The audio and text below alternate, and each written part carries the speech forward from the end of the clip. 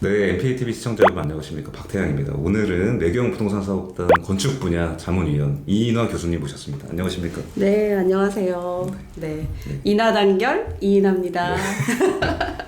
시청자분들한테 간단하게 네. 소개해 주시면 좋을 것 같습니다. 네, 안녕하세요. 네, 저는 현직 도원건축이라는 건축사 사무소를 운영하고 있는 건축사고요. 그리고 고려대학교에서 도시재생협동과정 강의를 하고 있는 이인화라고 합니다. 네, 네, 한 알겠습니다. 경력이 한 30년은 넘었습니다. 네, 네, 알겠습니다. 반갑습니다. 네, 감사합니다. 네. 오늘 사실 건축뿐만 아니라 그 부동산 개발 관련된 전반적인 이야기를 나누려고 이인화 교수님을 모셨는데, 제목을 이렇게 지어주셨어요. 10년 젊어지는 슬기로운 건물 짓기. 네. 이게 어떤 의미일까요? 10년 젊어지는 건물. 우리가 흔히들 건축을 한다면 내 집을 짓는다 그러면 네. 10년 늙는다고 하죠. 그리고 오늘 기사에는 보니까 10년이 아니라 뭐 쫄딱 망한다. 뭐 이런 얘기까지 있더라고요. 그만큼 어렵고 힘들다. 네, 그래서 그만큼 하는 과정에서 뭐 건축사라던가 아니면 뭐 시공자라던가 뭐 여러 가지 과정에서 변경되는 것도 너무 많고, 그래서 초기에 기획을 잘못하게 됐을 때 변경되는 것도 너무 많고, 사람한테 이렇게 굉장히 속상한 경우도 많거든요. 네. 그러니까 돈과 네. 사람과 그 모든 것에 대해서 실망을 하게 되는 계기가 많이 생기기 때문에, 그래서 이제 10년 늙는다고 얘기를 하는데, 네. 저는 이걸 좀 타파하고 싶었어요. 그래서 우리가 10년 젊어지는, 오히려 뭔가를 개발을 해서 본인에게 수익도 나고, 네. 그 다음에 내가 이런 것을 개발을 했어. 그래서 내가 이렇게 삶을 영위할 수 있어. 네. 라고 생각할 수 있으면 행복하겠죠. 그래서 제가 10년 젊어지는 네. 슬기로운 건물 짓기. 네. 제목이 너무 좋은 것 같아요. 네. 그러니까 그전에는 건축행위를 하면은 10년 늙을 만큼 어려웠는데, 네. 이제 10년 젊어지는 건물 짓는 방법을 알려주겠다. 네, 그러니까 네. 이렇게 보면 될 것 같네요. 네. 근데 이 부동산 개발이라고 하면은 이게 저희 같은 일반적인 개인들은 좀 거리감이 있는 단어 그렇죠. 혹은 뭐 행위로 보이는데, 요즘은 또 트렌드가 또 그렇지가 않다고 1인 그냥 뭐 개인들도 그 소규모로 이렇게 개발 행위를 해서 수익을 내거나 뭐 이런 것들도 많다고. 어떤가요, 실제로?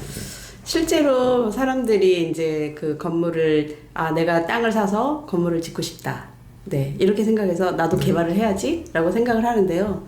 실제로는 사람들이 잘 몰라요. 그래서 어디서부터 시작을 해야 되지? 라고 고민을 하거든요. 네. 근데 인테리어는 조금 달라요. 요즘 TV에 보시면 인테리어 본인들이 막 해가지고, 네.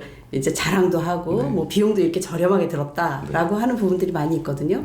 근데 사실 건축은 그렇게 하기가 쉽지 않거든요. 그렇죠. 그래서 왜 그렇게 하기 어려운가라고 생각을 하면, 인테리어는 내부 공간이 한정이 돼 있기 때문에 그 내부 공간의 자재들을 어떻게 수급하고 네. 이 자재를 어떻게 디자인해서 쓰는가를 알면 되는데, 건축은 그보다 너무 많은 관련자들이 필요한 거예요. 예를 들면 전문직, 네. 뭐 예를 들면 가장 쉽게 저 같은 건축사라던가, 네. 아니면 건설 시공업자라던가, 네. 이제 이런 부분들이 다 필요하기 때문에 네. 그런 사람들을 그러면 이걸 어떻게 접근을 해야 되지? 뭐 내가 옆집에 아는 사람이 건축사라면 좋은데, 네. 잘 옆집에 아는 사람도 없고, 네. 뭐 멀리 있는 사람이다. 그러면 이걸 도대체 어떻게 접근을 해야 될까? 그래서 그것을 잘 모르고, 네. 사람에 대한 신뢰, 네. 예, 그 부분도 있기 때문에 그런 부분들을 이걸 차근차근 적어도 이 정도 프로세스를 알고 계시면 네. 좀 낫습니다. 네, 그런 알겠습니다. 의미입니다. 네. 이인하 교수님께서는 핸드메이드 건축이라는 네. 표현을 만드실 정도로 이렇게 건축하는 게 가능하다, 이런 네. 말씀 이제 해주고 계신데, 네. 건축이나 개발 행위에 대해서 좀 경험이나 지식이 없는 개인이 핸드메이드 건축을 하는 게 가능할까요? 이게 어렵죠. 네, 어렵습니다. 실제로 어떤 식으로 어렵고요. 접근을 해야 될지. 네. 제가 초기에 저를 인하단결 이인하입니다 라고 우스갯처럼 네. 소개를 드렸는데요. 그 이유가 뭐냐면, 여러분들한테 건축은 사실 이런 개발이라는 작업들은 혼자서 할 수 있는 일이 아닙니다. 그래서 사람과 사람, 전문가들이 모여서 해야지 되는 거거든요. 그래서 결국은 이건 무슨 일이든 그렇지만 건축은 특히나 사람이 하는 일이다. 네. 라고 생각하시면 훨씬 쉬워요. 그래서 사람이 하는 일인데 이 사람이 과연 어떤 업무를 맡아서 할 것이냐 라는 부분이거든요. 그래서 어떤 부분이 전문가가 필요한 거고 그 부분에 대해서 건축주인 나 정말 개발을 모르는 내가 네. 어느 부분에 끼어들어서 이거를 해야 네. 되느냐라는 부분을 알고 있으면 이제 핸드메이드가 가능하겠죠. 우리가 이제 흔히 핸드메이드라고 하면 네. 내가 뭐 그 종이 예를 들어서 뭐 어떤 종이 상자를 만들면 종이를 사서 뭐 종이를 어떻게 접어서 이렇게 하는데 건축은 사실 혼자서는 할 수 없기 때문에 그 접는 행위나 이런 것들을 각 전문가들에게 의뢰를 하는 거예요. 근데 그 각 핸드메이드를 하려고 그러면 실제로 내가 손수 벽돌을 만들어서 할 수는 없지만 네. 벽돌 만드는 사람을 내가 같이 협업을 해서 네. 이걸 만든다는 의미로 제가 이제 핸드메이드라는 그 의미를 썼는데요. 네네. 약간 그 용어에 대해서만 입각하시면 이게 왜 어떻게 가능하지? 라고 네. 생각할 수 있지만 건축이라는 것이 모든 전문가들이 모여서 하는 작업이기 때문에 그 전문가들을 이렇게 다룰 수 있는 네. 그런 능력을 가질 수 있으면 그게 핸드메이드라고 이제 보는 거죠. 알겠습니다. 그러니까 종이박스 만드는 것처럼 네. 내가 처음부터 끝까지 다 할 수는 없지만 네. 그 건축행위나 개발행위에 주체가 되는 거는 충분히 그렇죠. 일반 개인도 할 수 있다. 네네. 이런 말씀해 주신 것 같아요. 네. 그러면 이게 건축이나 개발에 좀 지식 경험이 없는 개인이 이런 거를 해야겠다고 마음 먹었을 때 네. 당장 처음에 뭐부터 해야 되는지 막막하잖아요. 네, 맞습니다. 어떻게 시작을 하면 될까요? 네. 그것부터? 제일 중요한 것은 네. 정말 전문가를 섭외하는 거예요. 그런데 네. 이제 소규모 건축처럼 내가 내 집을 짓고 싶다. 가장 일반인들이 많이 할 수 있는 게 그거거든요. 내가 살 집. 내가 살 거. 집을 네. 짓고 싶다. 근데 여러분들 살 집을 짓는다는 것 자체가 개발이 아니라고 생각하잖아요. 네. 근데 그것도 개발입니다. 왜?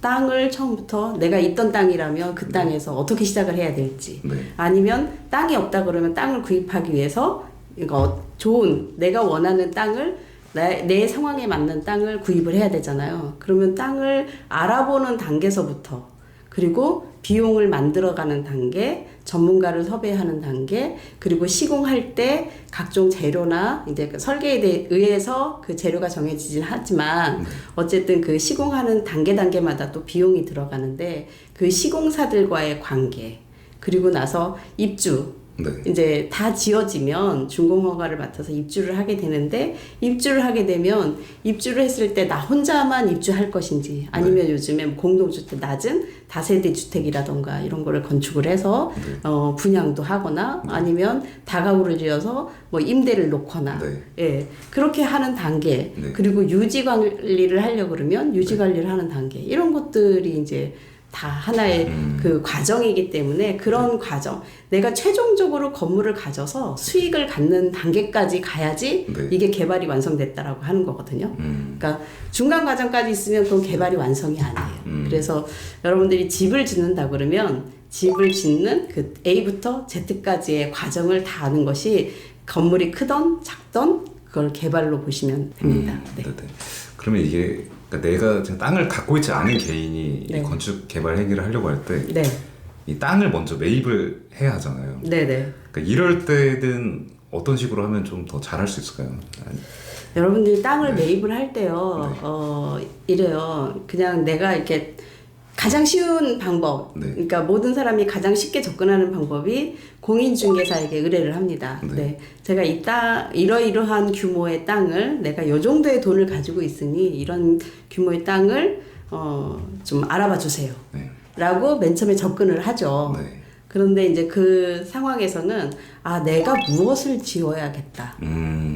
그게 좀 명확해야겠네요. 네. 그래야지 좋은 땅을 찾아줄 수 있고. 그렇죠. 그런데 이제 그거를 사실은 일반인들이 내가 무엇을 지어야 되겠다라는 생각을 확정짓기 너무 힘들어요. 그래서 그러면 내가 무엇을 지어야 되겠고 그 땅에 맞는 것들이 어느 정도 면적이 나와 있고 이게 과연 법적으로는 가능한가? 라는 것을 보려고 그러면 사실 초기부터 건축사가 관여가 돼야 됩니다. 그래서 여러분들 흔히 많이 들어보시죠? 가설계라는 말. 예, 그게 결국은 규모 검토거든요.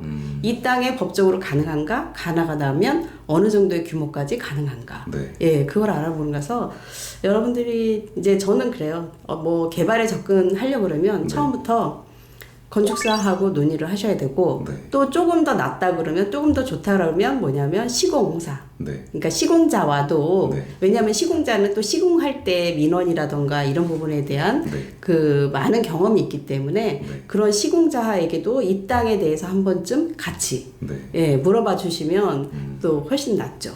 네, 그래서 뭐 그냥 공인중개사분들이 많이 아시니까 땅이 네. 어디에 좋은 땅이 있다, 얼마만한 가격에 대한 땅이 있다라는 것은 아시지만 네. 그건 어떻게 보면 가격 대비에 대한 거거든요. 네. 그래서 하실 때는 처음부터 아예 초기부터 건축사와 같이 상의를 하시는 게 전 네. 좋겠다라는 말씀을 드립니다. 네. 그러니까 일반적으로 그 토지 매입이 네. 시작이라고 생각을 하는데 그렇죠. 그 전에 좀 계획이 서 있어야 되는 거네요. 좋은 땅을 사려면. 네, 그러니까 네. 내가 지으려고 하는 목적에 맞는 땅을 네. 사야 잘 사는 거니까. 네. 그리고 본인이 어느 정도의 자금력이 있는가 이 부분도 굉장히 중요하고 네. 그 다음에 자금력이 떨어지면 이 네. 자금을 어떻게 끌어올 것인가 네. 라는 부분도 생각을 해야 돼요. 네. 그래서 제가 이제 말씀드리려고 하는 부분들이 그러면 이걸 어떻게 내가 접근해야 되지? 네. 자금은 내가 돈 100% 다 있어야 되는 거 아니야? 네. 라고 생각할 수 있잖아요. 그렇죠. 네. 근데 대부분은 자기 돈 100% 가지고 사업을 시작하지 않는 사람이 많아요. 예. 네. 그러면 그런 방법들을 알고 싶겠죠? 네. 일반 사람들은? 네. 알려주세요. 그러니까 어느 정도 있으면은 된다고 보면 될까요? 대략? 예전에 금융권에서 이제 PF, 프로젝트 파이낸싱이 네. 잘 될 때는 네. 사실 뭐 땅값만 네. 가지고 있어도 네. 근데 아니면 땅값에 정말 잘 될 때는 땅값의 10%만 가지고 있어도 이거 사업을 시작한다고 했어요. 나머지는 다 대출로. 네, 다 대출로. 근데 지금은 그렇게 절대 안 됩니다. 지금은 네. 왜냐하면 지금은 그만큼 개발이 되더라도 네. 많은 그 금융권이나 이런 사람들이 이제 네. 리스크를 알기 때문에 그 네. 리스크 해칭을 하기 위해서 절대로 그렇게 해주질 않아요. 그런데 어쨌든 내 비용을 다 들이지 않고 하는 게 부동산 개발에서의 선수죠. 그 이제 레버리지 효과라고 하는데요. 네. 그 레버리지를 일으켜서 네. 이제 개발을 하는 거. 그거는 이제 금융에 있어서 그렇게 네네. 하는 게 좋고. 그래서 요즘 같은 경우는 그래도 한 30%는 갖고 있으면 좀 안정적이지 않나. 네, 그런 생각을 하는데요. 이거는 사안에 따라 다릅니다. 그렇죠. 케이스 바이 케이스긴 네, 한데 그렇죠. 일반적으로 네. 30% 정도. 그 본인이 땅을 가지고 있어서 시작하면 네. 좀 더 좋고요. 왜냐하면 땅값도 있지만 땅값보다 시공하는 데 드는 비용, 예, 그런 비용들도 꽤 들어가거든요. 네. 예, 근데 이런 건 있어요. 내가 주택을 짓겠다. 그러니까 규모가 크지 않은 건물의 경우에는 요즘 땅값이 워낙 토지 비용이 비싸서 네. 막 몇십억씩 하는 데 있잖아요. 네. 근데 사람들은 그러면 내가 여기다 집 지려고 그러면 와 이거 몇백억 드는 거 아니야? 이렇게 생각하는데요. 네. 오히려 건설 비용이 더 적게 들 수도 있어요. 네, 그 규모에 따라서는. 네. 그러니까 토지 비용 대비. 네, 토지 하다. 비용이 예를 들어서 뭐 평당 뭐 요즘에 막 1억 하는 땅도 엄청 많잖아요. 예, 그러면 평당 1억이면 한 100평 가지고 있다. 우리가 평당이라는 개념은 안 쓰지만 이해를 돕기 위해서. 네. 그러면 100평 정도인데 1억이다. 그러면 얼마예요? 100평인데 1억이면. 100억이죠. 그렇죠. 땅값만 해도 100억이잖아요. 다른 거 물어보시는 건가? 그렇죠. 땅값만 해도 100억이잖아요. 그런데 여기에다가 내가 한 200평 네. 되는 건물을 예를 들어서 네. 용적률 한 200% 돼서 200평 되는 건물을 짓는다 네. 라고 하면 평당 건축 공사비가 예를 네. 들어서 뭐 좀 비싸게 줘서 1,000만 원쯤 네. 된다. 네. 그럼 1,000만 원, 200평에 1,000만 원이면 네. 그게 얼마죠? 20억이죠. 네, 그쵸. 네. 땅값 대비 훨씬 작죠. 네. 네. 그래서 토지 비용이 이제 이렇게 규모가 작은 경우에는 토지 비용이 네. 그 공사비 대비해서 네. 비싼 케이스가 되는 거고 네. 건물의 이제 땅 면적도 있지만 건물의 면적이 큰 경우에는 이제 네. 시공비가 비싼 게 되는 그런 경우가 되는 거죠. 그래서 개발 사업 하시는 그 디벨로퍼들이 제일 중요한 게 이제 토지 작업이에요.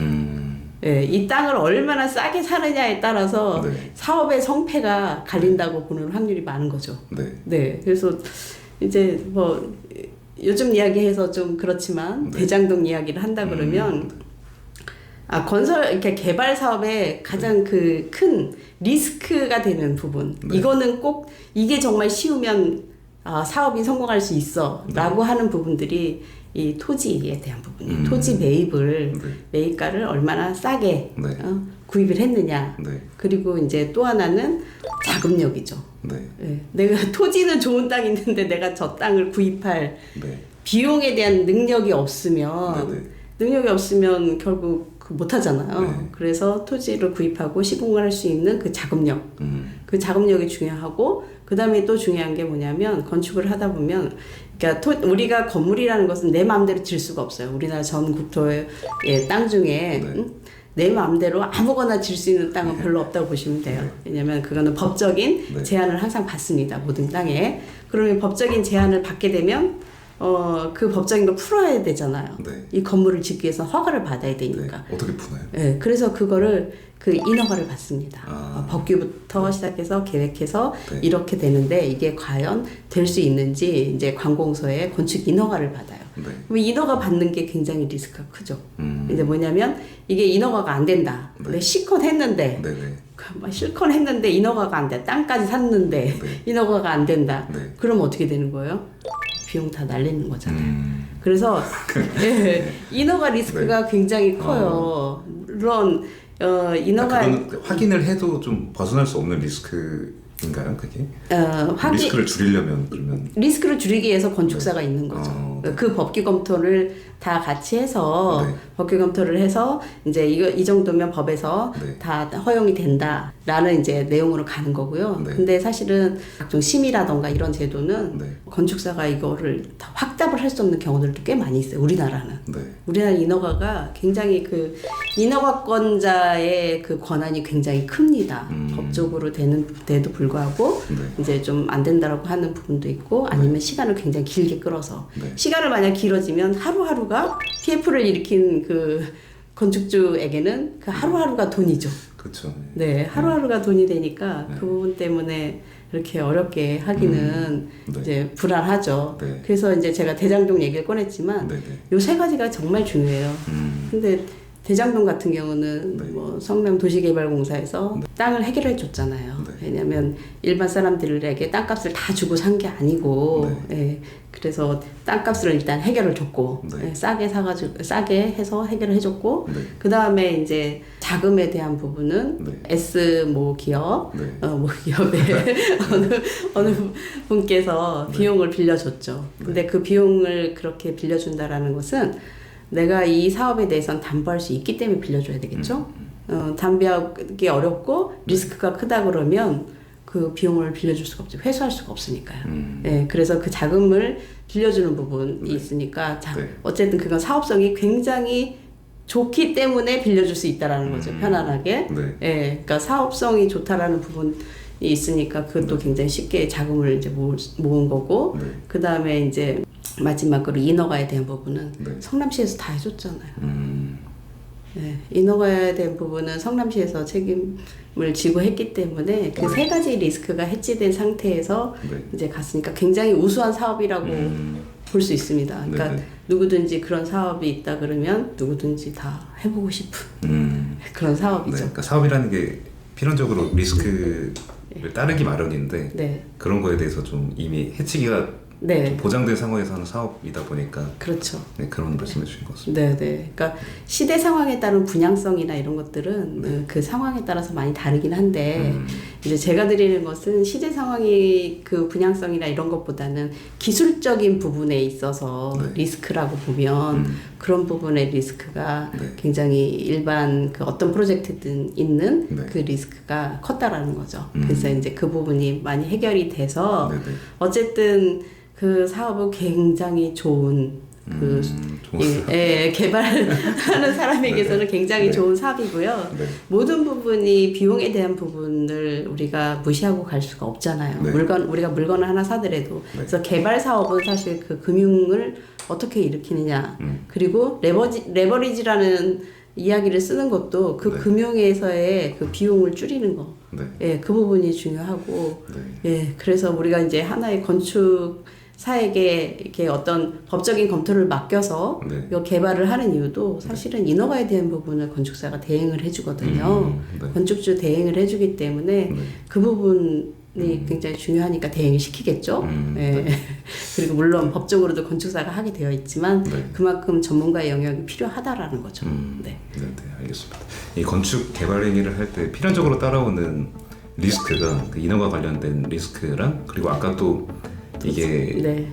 자금요. 네, 자금에 대한 부분이 좀 부담이 줄 수 있는 게 그 PF 말씀해 주셨던 네. 프로젝트 파이낸싱 통해서 그게 가능한 건데 사실 이게 일반 담보대출이 아니다 보니까 네. 일반 개인들은 이걸 어떻게 접근하는지도 잘 모를 것 같거든요. 네. 그래서 요 얘기를 그 네. 2부에서 여쭤보도록 하겠습니다. 첫 번째 영상 여기서 마쳐보도록 하고 네. 2부에서 한번 이어가 보도록 하겠습니다. 수고하셨습니다. 네, 감사합니다.